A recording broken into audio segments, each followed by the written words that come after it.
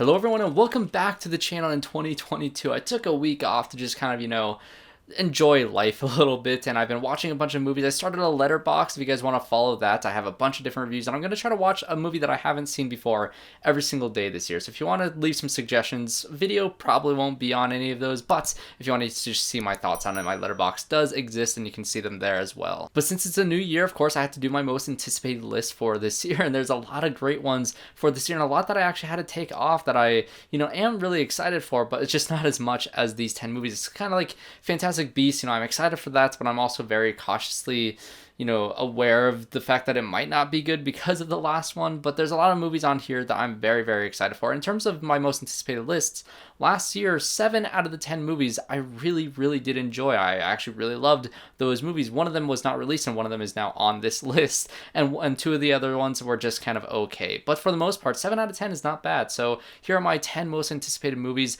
of 2022 in release order. So no particular order for this one. First up, of course, has to be The Batman. And I didn't put Scream on here. Scream was originally going to be on this list, but because it comes out next week, I'm kind of counting that as it's so close that it's not going to be on this list. But the first movie of this year that I am truly excited about, besides Scream, is The Batman. Of course, Robert Pattinson and Matt Reeves, doing this new iteration of Batman that looks very much like a detective story, very much a comic book adaptation version of Batman. And I think Robert Pattinson is a phenomenal actor, and I cannot wait to see his portrayal as this character. And just every single trailer, especially the most recent trailer of this movie with the Riddler being the villain, gets me so excited because this looks like a version of Batman that we haven't seen before. And the fact that we've had so many different Batman movies and this feels new and fresh is still a shock to me. And so I'm very optimistic that this movie is going to be amazing. Next up comes from my favorite studio, which is A24, and that is Everything Everywhere All at Once. And this movie I could not be more excited for. This easily jumps to one of my most anticipated movies of the year after I watched that trailer, which is just insane. It's very hard to explain this movie, but Michelle Yeoh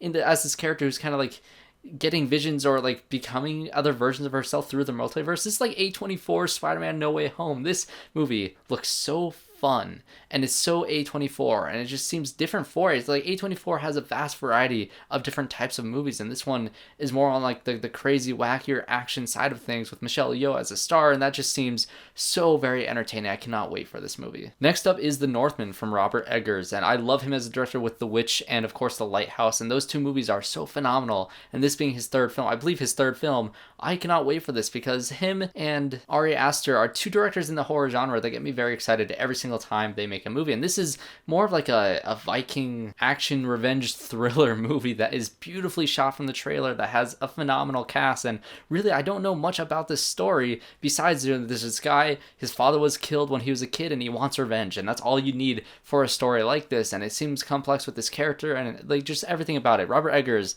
though, particularly gets me so excited for this movie. It looks really good. Of course, I have to have something from the MCU on this list, and of all the MCU properties that are coming out next year, of course, Doctor Strange in the Multiverse of Madness is my most anticipated. This movie looks insane, and the fact that, it's dealing with more of the multiverse stuff and the visual style of the previous Doctor Strange movie being integrated into this one with Sam Raimi as a director, and knowing how great he is with action, especially when I was talking about the Sam Raimi Spider-Man movies, that gets me so excited because the visual style of this, the trailer, the teaser that we got in No Way Home gets me so excited for this film to see Doctor Strange really dive into this wacky world, because that's what I loved most about his original movie was the really crazy visual style of it in the mirror dimension and all these different things. I wanted more of that, and that's exactly what this movie looks like it's going to dive into. And of course, this also being kind of a sequel to WandaVision, to see Elizabeth Olsen in this show or in this movie from her show is very, very exciting to see what they do with her character. And all the things in this movie gets me just absurdly excited. In terms of the MCU,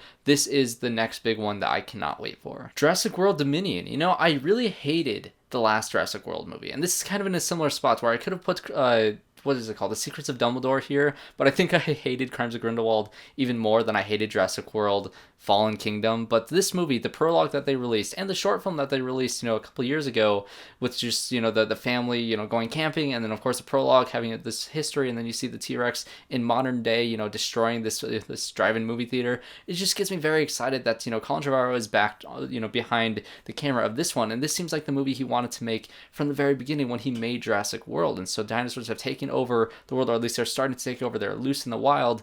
This is clearly what he's wanted to do from the beginning, and so hopefully the script is there. I loved his script, or his supposed leaked script for episode 9 of Star Wars, and if it brings that sort of finality to this trilogy, I'll be very excited for it. There's some aspects of this film that I'm kind of iffy about. Chris Pratt being the lead of this movie, of course, he's kind of a bland character from the previous two, but they're bringing back, all the original cast members from the original movie, so there's some hope. Very cautious about this one going in, but I am still excited. Another studio that I love is Pixar, and of course they have Lightyear and Turning Red coming out this year, but of course Lightyear is my most anticipated because when I was watching No Way Home, the trailer for this movie came up, and the first shots I was like, oh, what movie is this? I had no idea what it was, because I legitimately thought it was live action, but of course, I had seen this trailer before, but that first shot is so stunning, and the entire trailer is visually just gorgeous, and to see Pixar going very meta and making the movie that the Toy Story, version of Buzz Lightyear was based off of in that universe is really just cool. I think it's such a fascinating idea for them to dive in, just do this sci-fi epic movie that's gonna hopefully be as emotional as, a lot of the Pixar movies of the past. Luca was a really solid movie, but it felt like a B-team Pixar movie where it's still, a great movie, but it's not one of their like souls or one of their inside outs. And I'm hoping that's Turning Red and Lightyear are both, that A-tier, Pixar movies. I'm crossing my fingers for that, but Lightyear, of course, the visuals alone get me so excited for this sci-fi epic that just happens to be an animated Pixar movie. Next up is The Black Phone, and I'm so upset that it got delayed because I'm so excited for this movie. Hearing the reviews and the reactions from the horror film festival that it was premiered at last year gets me so excited. And the trailer for this movie and Scott Derrickson as a filmmaker, Sinister is great. Doctor Strange was really solid, but to have him back in the horror genre making this film where he said he had complete creative control on, I cannot wait for this film. It looks really creepy and unsettling. It looks very much like, the next horror movie from the director of Sinister, which is very exciting for me because I love Sinister. To see the trailer for this film, how creepy it is, how great Ethan Hawke looks in it, and this creepy mask, and this new horror villain that we have to look forward to.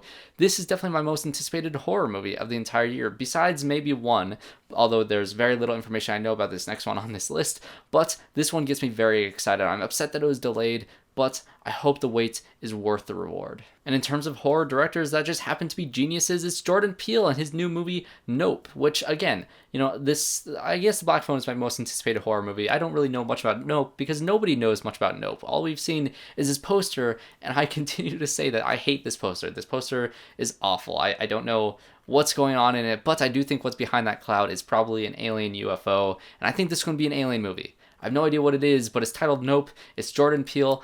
Get Out is one of the best horror films ever made, and Us is a really amazing, slasher movie, one of my favorites that's come out in the past 10 years. So of course I'm excited to see what Jordan Peele is going to do next. This one, although I have zero information besides, a few cast members, I am absurdly excited to see what Jordan Peele does next. This film was actually on my list, last year. If you want to go back and watch my anticipated video, hear what my thoughts are on, why I was so excited about it last time. I don't remember what I said, but I still feel, in a way that I'm very excited about this movie because of Mission Impossible Fallout. That was one of my favorite movies of 2018 and one of the best action movies ever made. And to have, Christopher McQuarrie coming back as a director, doing this final two films, I think they're doing Mission Impossible 7 and 8. And I think that's like a part 1, part 2 type situation. And so it gets me very excited because, of course, Tom Cruise is trying to kill himself with the action sequences. He's always done that, doing his own stunts. And it's always fun to see what he does next. The clip that we saw of him driving the motorcycle off of this cliff, off this massive ramp, and parachuting down, that looks insane. I want to see the context of what's behind that stunt, and that becomes kind of the whole point of these Mission Impossible movies, to see what Tom Cruise tries to kill himself with next, because he's kind of insane.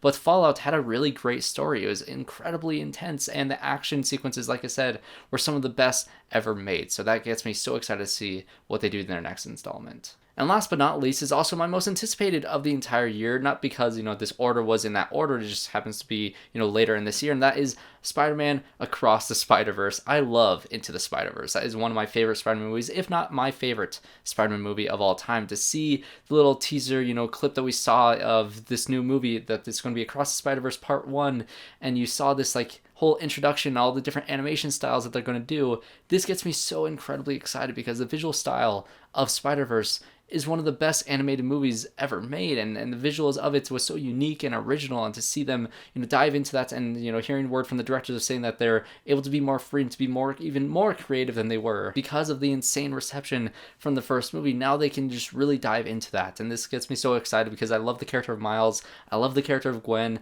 I'm really excited to see who else they bring back or what other versions of Spider-Man that they have in this film. Having Oscar Isaac as Spider-Man 2099 is also very exciting to see, but I cannot wait. I don't know the story at all for this film, but that one teaser that we got gets me very excited just from the animation alone. And to see what Sony's doing with the Spider-Man films in the past couple of years gets me excited. So that is my list of most anticipated movies of 2022. I'm curious to hear your guys' thoughts on my list and your own lists of what you're excited about this year. There's a lot to be excited about, a lot that I wasn't able to put on this list, like The Flash, like, a few others that just, fell off the wayside because there's so many movies coming out this year that get me so excited. So thanks guys for watching this video. Definitely comment down below and subscribe to the channel, as well as checking out my Letterboxd to see, me trying and attempting to watch a new movie that I haven't seen every single day this year. I might do videos on it, I might not. It just depends, honestly. But thanks guys for watching this video, and hope to see you all for the rest of the year on the channel.